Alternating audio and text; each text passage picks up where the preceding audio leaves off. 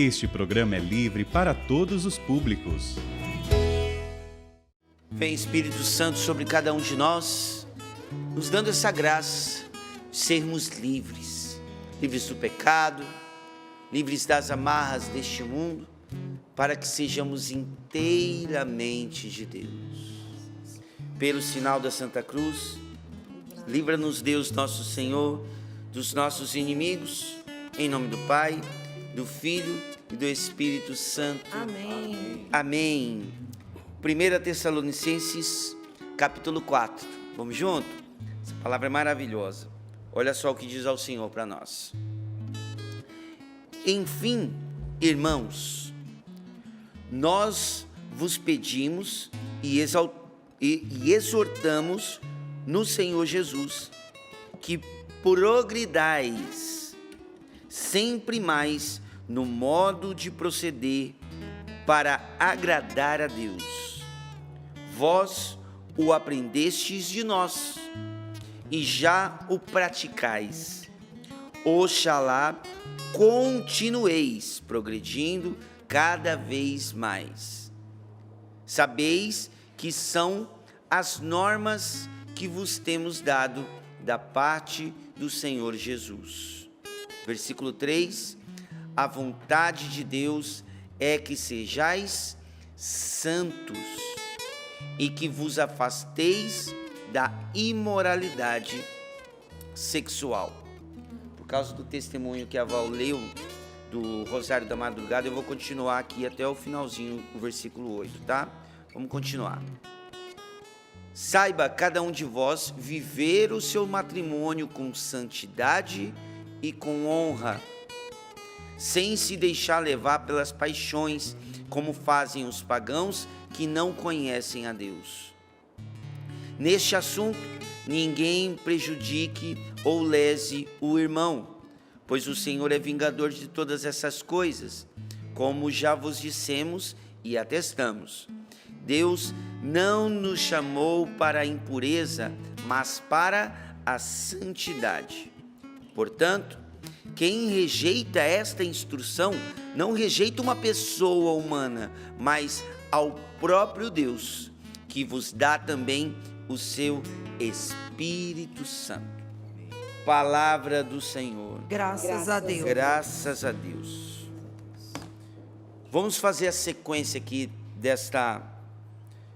deste assunto que o autor sagrado nos traz. O assunto aqui, queridos, é santidade, ok? E tem algumas coisas que precisam ficar bem claras nesse texto bíblico. Qual a vontade de Deus ao nosso respeito? A nossa finalidade primeira neste mundo. Todas as outras coisas partem desta finalidade primeira. Qual é? E eu já trago para você esta certeza que está na palavra de Deus. Está aqui versículo 3. A vontade de Deus é que sejais santos.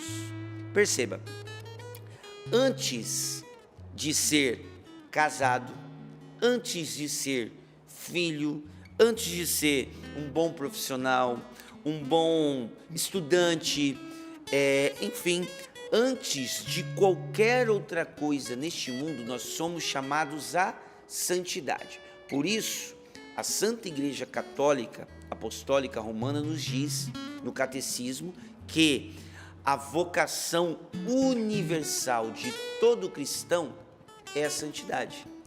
Todos nós temos a vocação à santidade, um chamado à santidade. E que lindo! Se você se recordar, se você participa da Santa Missa, aqui, graças a Deus, na Canção Nova, nós somos chamados a participar sempre da Santa Eucaristia. Nós percebemos que existe um momento na oração eucarística que diz assim, existe uma expressão que diz assim, povo santo e pecador. Gente, mas que interessante isso. Nós somos chamados à santidade. Mas, na Eucaristia e na certeza bíblica, nós já somos santos, mesmo que nós ainda não estejamos santos, mas buscando a santidade. É lindo viver o fim daquilo que a gente vive em processo. Nós estamos em processo de santificação. Bonito isso, né? Buscando ser santo, nós já estamos vivendo o fim daquilo que nós buscamos em processo. Por isso que a gente não pode deixar de buscar a santidade. Porque uma vez que eu deixo de buscar a santidade, eu não estou sendo santo, eu não estou buscando a santidade. O que nós estamos sendo se a gente não está buscando a santidade, hein, irmão? Não precisa responder não, né? Nós somos chamados à santidade. Peter, você não sabe o que eu já cometi nesse mundo, o que eu já passei na minha vida. Querido, querida, você foi chamado à santidade. Aconteceu acidentes aí no percurso? Altos e baixos na vida da gente? Não desanima não, você tem uma vocação e essa vocação não foi tirada de você, apesar de você ter cometido pecado, vivido no pecado, ou, né, aconteceu ali tantas coisas, né, situações que a gente acaba sendo envolvido. Mesmo assim, aquele chamado primeiro não foi tirado de você. Então, antes de continuar até essa palavra, coloca por um breve momento a mão no seu coração e agora tira esse peso de cima de você. Eu sou um traste. Nunca mais fale isso de você mesmo. Eu sou a pior pessoa da minha casa. Nunca mais fala isso de você. Porque você foi chamado à santidade. Aconteceram coisas para trás? Querido, existe sim a chance de retomar, dar uma virada nessa história, uma virada de chave, porque você foi chamado à santidade e esse chamado não foi tirado de você. Senhor, eu fui chamado à santidade. Repita isso. Senhor, eu fui chamado para a santidade. Respira fundo. Isso. Vamos continuar o texto bíblico. Agora sim. Versículo 3, ainda. A vontade de Deus é que sejais santos e aí o autor sagrado já começa dizendo para nós, que vos afasteis da imoralidade sexual. Agora o autor vai pontualizar alguns pecados que nos afastam de Deus e que nos distanciam demais da santidade. Esses pecados, meu querido, minha querida, você tem que estar atentos a ele, porque são brechas para pecados maiores. Primeiro aqui, né? Imoralidade sexual, certo? Nos afasta da santidade. Essa imoralidade sexual, ela pode vir de várias maneiras. Pelas mídias sociais, a gente sabe que tantos grupos não são benéficos. Não são benéficos. E querido, querida, jovem, pai, mãe, não tenham medo de deixar lá no grupo, Peter saiu do grupo. Não está fazendo bem para você. Se vão pensar bem ou mal, quem está pensando, quem deve pensar na saúde da sua alma é você, querido. Não está te fazendo bem, está te afastando da santidade. Sai, evita, fuja da imoralidade sexual. Está escrito aqui, afasteis. Aqui na palavra não está pedindo para você bater de frente, se afasta. Tem pecados que não adianta a gente bater de frente, a gente tem que fugir, porque a gente é fraco, somos pecadores. Apesar de estar buscando a santidade, a gente não pode esquecer da nossa natureza pecaminosa. Nós temos uma concupiscência dentro de nós, aquela inclinação ao mal. Então, afasteis da imoralidade sexual. Versículo 4. Saiba cada um de vós viver o seu matrimônio com santidade e com honra. Aí eu retomo ao testemunho que a Val nos trouxe aqui no início. Resolva o seu matrimônio. Resolva a situação de união que você está vivendo. Muito mais do que a festa de casamento. Busque a bênção, a unção. Busque, vai atrás, que seja simples. Graças a Deus, com a irmã, Deus teve a delicadeza de promover exatamente o casamento como ela queria. Mas sempre olhando para a bênção, mais do que a cerimônia, a festa. Claro que Deus pode fazer a sua obra, mas a nós cabe olhar para o sacramento. Resolva essa situação. Então aqui está falando do casamento. Viva do matrimônio com santidade e honra. Preciso dar um recadinho para as mulheres aqui, viu? Me deem a licença. A gente sabe esse gosto, né, da mulherada de ir para o salão, arrumar o cabelo, é gostoso. Mas olha, queridas irmãs, tantas conversas que surgem ali, né? Várias mulheres conversando, e às vezes você, mulher, pode correr o risco de se ver numa rodinha falando inclusive mal do seu marido, daquela pessoa que Deus colocou do seu lado, exaltando para as outras pessoas os defeitos, os limites que você teve o privilégio de conhecer. O privilégio que eu digo, por quê? Porque é intimidade. Nós temos o privilégio de conhecer as fraquezas do outro, porque a gente vive junto. Não sai espalhando isso para todo mundo. As qualidades do nosso cônjuge, tal qual os seus defeitos, são coisas que a gente conheceu na intimidade. É muito bom para nós ficarmos sempre com essa responsabilidade de promover a boa fama do marido, da esposa, a boa fama. Então, policie-se nisso. Inclusive o nosso querido Monsenhor Jonas Abib, o Padre Jonas, nos nossos documentos aqui internos da Canção Nova, ele fala não somente, né, do matrimônio, ele fala do irmão. Promover a boa fama do irmão. Nós estamos promovendo a boa fama das pessoas que convivem conosco. Exalta o que a pessoa tem de bom, né? Ainda mais se tratando do seu marido, da sua esposa. Falei das mulheres, mas vale aí para os homens também, né? Naquela rodinha lá de amizade, todo mundo começa a falar, mulher não tem jeito, uma mulher é complicado, mulher é briguenta, mulher não sei o quê, né? A gente sabe da fama da mulherada, é assim mesmo, mas toma cuidado. Lá no meio da conversa, né? No meio da conversa, também exalte, olha, mas sabe aquela pincelada até de evangelização no meio da conversa masculina, olha, é tudo isso, mas eu amo a minha esposa, não troco por nada. É bonito, viu, gente?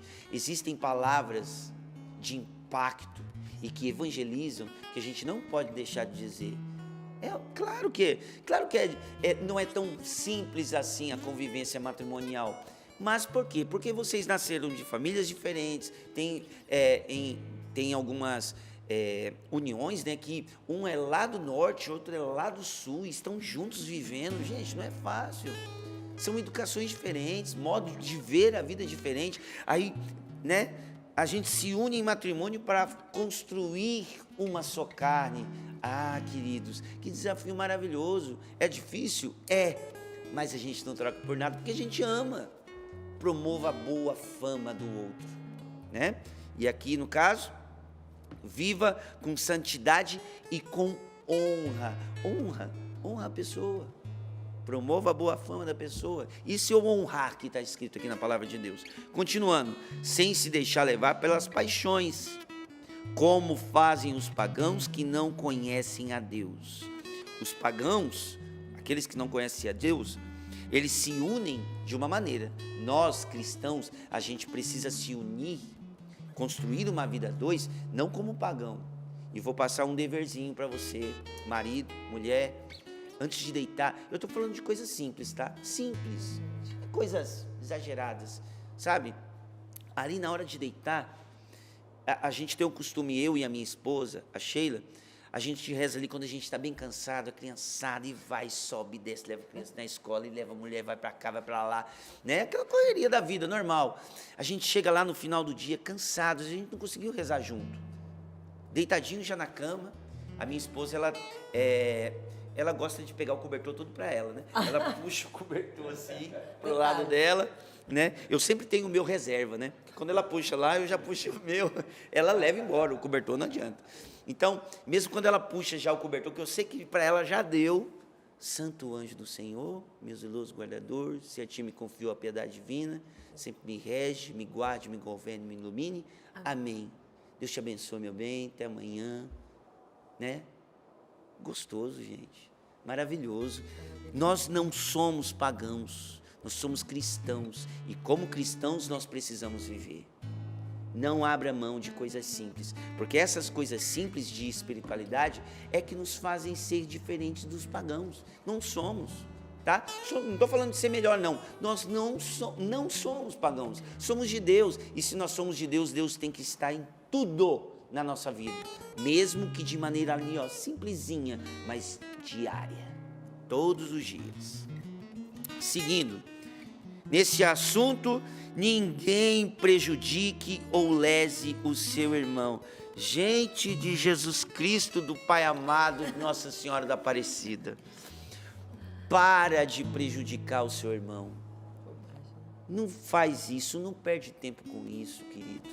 E aqui na palavra de Deus, né, nós vimos em várias passagens bíblicas que, olha só o que está dizendo aqui na continuidade, inclusive nessa passagem, ó, pois o Senhor é vingador de todas essas coisas. Já pensou você prejudicar o seu irmão e quem vai se vingar não vai ser a pessoa?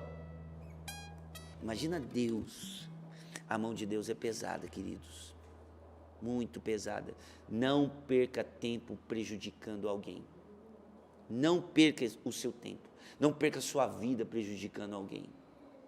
Porque tem pessoas que merecem ganhar um gato de presente, sabia? Porque aí tem 7 vidas para cuidar, entendeu? Então, toma um gato de presente para você. Tem 7 vidas, acha uma aí para você cuidar. Deixa a minha, deixa a vida do outro, irmão. Deixa a vida da outra, querida. Ela está vivendo, está prosseguindo a vida, tá, né? Buscando crescer, buscando melhorar. E se não tiver, não é da sua conta. Vamos viver cada um a nossa vida, tá bom? É melhor se calar do que ficar defamando a outra pessoa, tá bom? Porque sempre, no final das contas, nós vamos prestar contas da nossa vida aqui com Deus. Madre Teresa de Calcutá tem uma frase que eu acho maravilhosa. Ela diz assim: no final das contas, sempre foi entre eu e Deus. Quanta coisa, quanta caridade essa mulher fez neste mundo cuidando dos pobres. E no final das contas, não vai ser entre ela e os pobres, não. É entre ela e Deus. É entre nós e Deus. Entenda isso. Seguindo, versículo 7. Deus não nos chamou para a impureza, mas para a santidade. Deus nos chamou à santidade. Temos uma vocação. Para encerrar essa meditação aqui da Palavra de Deus, vou falar rapidinho desse livro que eu estou tendo a graça de lançar aqui na Canção Nova. PHN, uma decisão que muda tudo. Querer parar de pecar é uma decisão que transforma o rumo das nossas vidas. Eu sou testemunho disso. E muitas outras pessoas que já experimentaram ao longo desses 25 anos essa proposta atestam isso. Querer parar de pecar muda tudo. E estudando essa proposta, desde muito tempo, eu sempre me identifiquei com o PHN, mesmo antes de entrar na Canção Nova. E estando aqui na Canção Nova, hoje eu consigo identificar muito claramente um impulso do Espírito para me aprofundar, né, nessa questão do PHN. E eu trago para você o seguinte, está aqui no livro, tá? Eu vou resumir, mas está tudo aqui no livro. O PHN, ele não é um acampamento, apesar da gente ter o acampamento PHN desde 1998. O PHN não é um programa de televisão, o PHN não é uma missão, o PHN é um método de busca de santidade, um método. Assim como o Monsenhor Jonas Habib nos deixou um método de estudo da Palavra de Deus, que é a Bíblia no meu dia a dia, ele nos deixou um método para que nós pudéssemos buscar a santidade. E esse método é baseado em 3 pilares. Anota aí. Primeiro, parar de pecar. É o primeiro passo. Decisão de parar de pecar. Decisão. A palavra decisão vem de dar cisão, cortar, romper, dividir. Dar cisão. Decisão de parar de pecar. É o primeiro passo. Um grande passo. Mas esse passo ainda não é santidade. Lembra? É um processo. Certo? O primeiro passo, parar de pecar. Segundo pilar dessa inspiração. Viver em estado de graça. Aqui eu retomo a palavra de Deus. Resolva a situação irregular do seu casamento, porque você está fora do sacramento. Se você ainda não é batizado, busque o batismo. Não é crismado? Busque lá, regularize a sua vida sacramental. Busque os sacramentos, confissão, Eucaristia. Busque ter uma vida sacramental, uma vida na igreja. A Paula, no Rosário da Madrugada, falou num dos momentos de que não existe cristão fora da igreja, fora da Santa Igreja. Nós somos parte do corpo místico de Cristo. Queridos, a Igreja Católica, ela não é uma instituição, ela é o corpo místico de Cristo. Fora dela, não tem seiva, a gente tem que estar vinculado à árvore. Cristão sem igreja, esquece. Vida sem paróquia, né? A Paula coberta de razão baseada na palavra. Não existe cristão sem estar vinculado ao corpo místico de Cristo. E vivendo no corpo místico, numa vida sacramental, nós poderemos viver uma vida em estado de graça. Viver em estado de graça é viver num constante desapego, de um desvínculo, de uma vida carnal. A gente vai cada vez mais se vinculando a uma vida no Espírito, uma vida sublime, uma vida que busca santidade. Então, estado de graça. E o terceiro é essa vida nas virtudes, que nos leva de fato a ter uma vida concreta, né? Atos concretos de uma pessoa que está buscando a santidade, está buscando viver nas virtudes. O que é o vício? O vício é o mau hábito repetido. Aquele mau hábito repetido se transforma num vício. O contrário também é verdadeiro. A virtude é o bom hábito repetido, né? Você, todos os dias na sua casa, bom dia, boa tarde, boa noite, com licença. Essa educação repetida vai tornando você uma pessoa educada, ao ponto dessa educação fazer parte da sua característica. Qual a virtude dessa pessoa? Ele é muito educado. É gostoso conviver com pessoas educadas, não é? Então, bom hábito repetido. Os hábitos de uma pessoa que está buscando a Deus. Por isso que falar mal do outro não diz de uma pessoa que está buscando a santidade. Porque se a pessoa está buscando a santidade, falar mal do outro é um vício, não é uma virtude. Entende? Então, os nossos atos concretos precisam dizer daquilo que a gente busca na nossa espiritualidade. Se nós estamos vivendo uma espiritualidade que não provoca a nossa mudança de comportamento, desculpe, a nossa espiritualidade está sendo vazia, ineficaz. Então, 3 pilares: não pecar, viver na graça e vida nas virtudes, o exercício dos atos concretos de santidade. Querido, querida, entregue sua vida hoje nas mãos de Deus. O que está te impedindo de se entregar a Deus? Entrega. Nós devemos parar de pecar, precisamos parar de pecar, porque a nossa vida não acaba aqui. Que eu seja santo, santo, santo, pois Deus é santo, e o Senhor virá, e que Ele nos encontre preparados para esse encontro, viu, gente? Nós precisamos estar preparados para o encontro com Deus. O que nós vamos dizer, hein? Naquele dia, imagina, a gente, eu, você, frente a frente com Deus. E aí, Peter, o que você fez com a chance que eu te dei? Queridos, a coisa muda, né? Quando a gente percebe que a nossa vida não acaba aqui, a gente começa a buscar a santidade de uma maneira diferente. Entregue a sua juventude para Deus, jovem. Porque tem gente que pensa que na igreja só tem velho, mulher e doente. Sabia? Velho, mulher e doente. Não. Entrega o seu tudo para Deus. Eu tive a graça de chegar na Canção Nova com 21 anos de idade. Deixei a faculdade, família, amigos, sabe para quê? Para entregar a melhor fase da minha vida para Deus. Hoje eu tenho 40 anos e eu posso olhar para trás e dizer, eu entreguei a melhor fase da minha vida para Deus. Agora, na vida adulta, agora eu vou usufruir daquela entrega que eu fiz, né? Que nós fazemos. Entrega hoje a sua vida para Deus. Não espera estar lá na UTI para você, meu Deus, eu tenho que entregar minha vida para Deus, agora eu estou lascado, ferrou.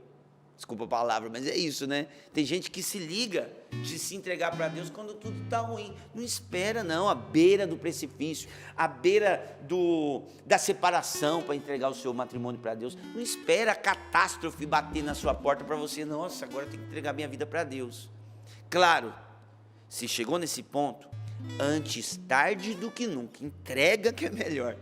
Mas se não, queridos, não chegue lá no extremo para entregar. Entrega agora, entrega hoje. Por hoje eu não vou mais pecar. Entrega o seu namoro para Deus. O namoro santo. O namoro santo é o início de um casamento promissor. O bom casamento foi o namoro que deu certo. O que você está fazendo no seu namoro? Cuidado, fião. Lá no casamento, a gente vai colher o que a gente está plantando no namoro. Namora direitinho, vai para casa, está esquentando, vai para casa, entendeu? Hoje não dá, é homem. E olha, eu vou falar uma coisa para você, é bom que esquente, porque se não esquentar quando está namorando, é sinal que o casamento não está, entendeu? O namoro não está rolando. Tem que esquentar, sabe por quê? Porque não é pecado a gente desejar outra pessoa, a pessoa que a gente ama, só que a gente deixa para o momento certo. Que saudável, é saudável. Tem jovens que me procuram, Peter do céu, tem dia que, nossa, eu quero engolir a minha namorada. E eles se espantam quando eu digo, que bom, porque você vai casar com uma pessoa que você, entendeu? Você quer viver junto, quer se unir, é maravilhoso. Só espera para o momento certo. Vai para casa, né? Hoje eu vou ter que ir embora, tchau, não rola. E isso, né? E para encerrar, a falta de perdão é algo também que prejudica muito a nossa vida com Deus, sabe? Eu vou em muitos retiros pelo Brasil, fora do Brasil, pregando o PHN. E uma das coisas que eu mais encontro na vida dos jovens é dificuldade de relacionamento entre pais e filhos.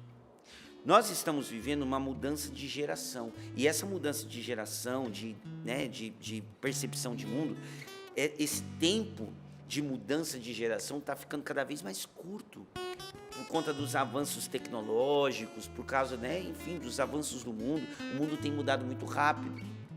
Então, esses conflitos de geração estão se tornando cada vez mais intensos, né? Então, a gente percebe, por exemplo, pais que não tiveram tanto aquele senso de responsabilidade, puxa, eu preciso entender meu filho, preciso conversar com ele direitinho. Não, os pais de antigamente respeitar, ter medo, chegou, arrepia o braço, Opa, você fica desesperado. Hoje não, hoje a gente vê uma mudança. O pai chega, para, meu filho, eu acho bonito, né? Até hoje em dia a gente perceber, né? Hoje tem pais que até perguntam, meu filho, eu te magoei, me perdoa, vamos aqui, senta aqui. E esse comportamento, não se engane, esse comportamento ele não é tão antigo assim, ele é recente.